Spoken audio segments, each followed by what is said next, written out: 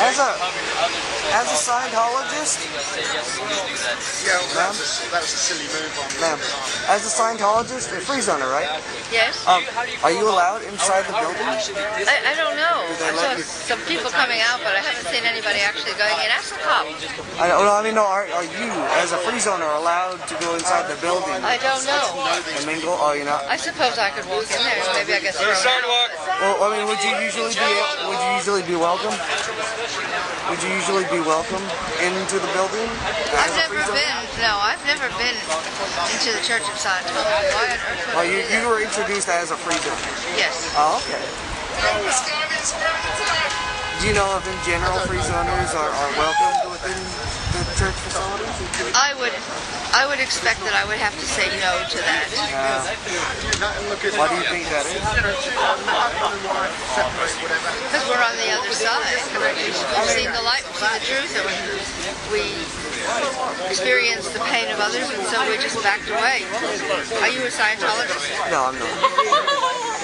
Just wondering, I mean, if you believe in the same tenets as the church, I mean, like the same core beliefs, why wouldn't they let you mingle with other fellow Scientologists? Because most of us have been declared. Declared? Oh. As SPs. Suppressive person. We're not suppressive person, but they say that we are. Yeah. See? So why would they let us into their church? Why would we even want to go in there? Why would they label you as suppressive? I mean, what are you doing? Whatever they think that we're doing, it doesn't make any difference. You know who you ought to speak to is this. I was trying to Are you finished with him? Are you finished with him for a minute? I was just being free. This gentleman wants a couple of very important questions. He wants to know if as freezoners we can go freely into the church and why they consider us as people and why they wouldn't let us mingle with all the people. I said, you can answer the question better than I. Yeah, I'm ready to talk whenever you want. I'm just curious if did you want to film me? Huh? Did you want to video me? I just kind of. Oh, you just asked me. Okay, well, there is a policy in Scientology called, I can't remember the exact title, it's Suppression of Scientology and Scientologists, something like that. And it gives a list of everything that is a misdemeanor, something, they slap your wrist, you're naughty, and also a list of what they call high crimes or suppressive acts. And many of these suppressive acts are things that, if you are a free zoner, you can't help but be committing them. For example, you're not allowed to publicly disavow and leave the Church of Scientology. If I publicly stated I'm leaving the Church of Scientology, that would be considered a suppressive act. So everyone in the free zone has actually done that. So they are, per that policy, suppressive. You're not allowed to join a splinter group. That's a suppressive act. You're not allowed to make your own check sheets to study the text or the philosophy of Scientology. If you make your own check sheets, that's a suppressive act.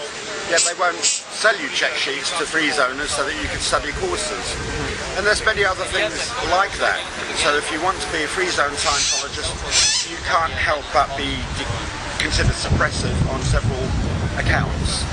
Does that answer the question? Yeah, I suppose. I mean, when we talk about suppressive people, they're talking about someone who holds you back or keeps you down, right? That's right. So how is it that practicing the religion just outside of the normal church, or just saying that I don't want to be part of the main church, how is that suppressive to anyone? Well, it's suppressive to their income. It goes back to money. Their motivation is money.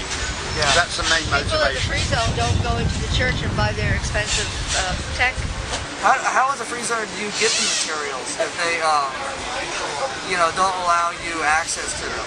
Well, the thing is, there's all the Scientology publications. There's thousands of them to be found in second-hand bookshops. Go to Amazon, second-hand, Abe's books. You can get just about anything.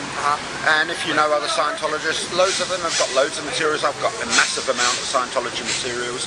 And then also, lots of stuff has been put out on the net. That's possibly violation of copyright, but it is out there. So, you can get it. There's a website called Clearbird where someone has rewritten the bridge in different words, but using the same concepts. Ideas can't be copyrighted. Yeah. Words can. So the whole of the bridge up to OT4 is out there on the net, rewritten, so it can't be sued for copyright, and the ideas and the techniques are there, which are not a violation of copyright. So everything is out there if you want it, if you're a free zoner. How far up the bridge can you go as a free zoner? I mean, are the OT8 materials available to you at all?